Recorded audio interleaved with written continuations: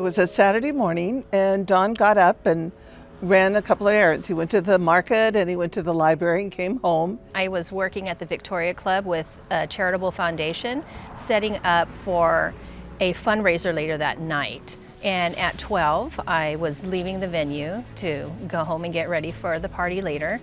And then our painter, who was going to do some roofing repairs, came by and saw Don collapse in the front yard. I grabbed the phone and dialed 911. I saw a woman hunched over a man laying on the grass in the front yard. I gave him 2 breaths, and then I thought, that's not enough. And I could tell immediately that it was an emergency situation. And then I thought, we've got to get him breathing and revive him. So I parked my car where I was and I ran across the street. And at that moment, this dark-haired woman came running up and said, I'm a nurse, I can do CPR. And I identified myself to the woman and young man that was there, that I was a nurse and that I could help. I felt tremendous relief when she came running up, and she knelt down immediately on the other side of Don, and I stepped back and she took over. PulsePoint is something that everybody can get involved in. Just by simply downloading an app, they can know when there's an emergency and they can go to that emergency and start providing CPR until emergency services get there. I remember hearing the fire trucks and the ambulance coming. They gave him some injections, gave him the paddles. They loaded him in the ambulance with the 2 firefighters, and Sherry disappeared. It made me wonder, did I imagine her?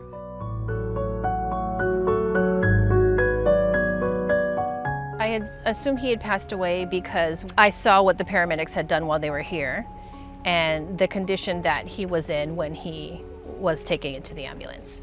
I didn't think it was very likely that he had survived.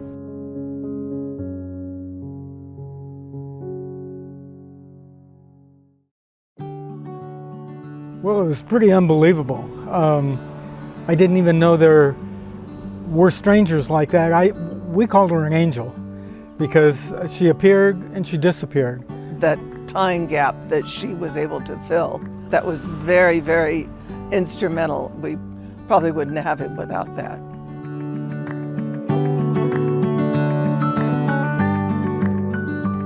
Bystander CPR is just critically important to improving the potential outcome to any cardiac arrest. There's a short period of time between when the 911 call takes place to when we arrive on scene. And having Sherry there that day was just a real big help and really helped contribute to the positive outcome in this incident. You know, I'm grateful to know that there is something that we can do, even if it's just with our 2 hands in a situation, and that if we have the willingness to stop and to render the aid that we can, that anything's possible. The beauty of PulsePoint is that it leverages technology, the same technology that almost every one of us have, something as simple as a smartphone. But having a smartphone isn't enough. In order for PulsePoint to be successful, PulsePoint app needs to be on that smartphone. So where do we go from here? If you don't know CPR, take a class so that you become comfortable in knowing CPR and using CPR. If you don't have the app on your phone, download it. Tell your friends and family about it. With having that app on your phone and being comfortable with CPR, we're armed with the tools necessary to potentially save a life and help our neighbors. Now that it's over with, there's family, there's friends, acquaintances, grandchildren that I would have missed them growing up. So there's so much to be grateful for. I will say that I'm not only grateful for Sherry and her quick action, but the entire action of the team, the firefighters that came, the first responders that were here that took over for Sherry. I'll forever be grateful for their response.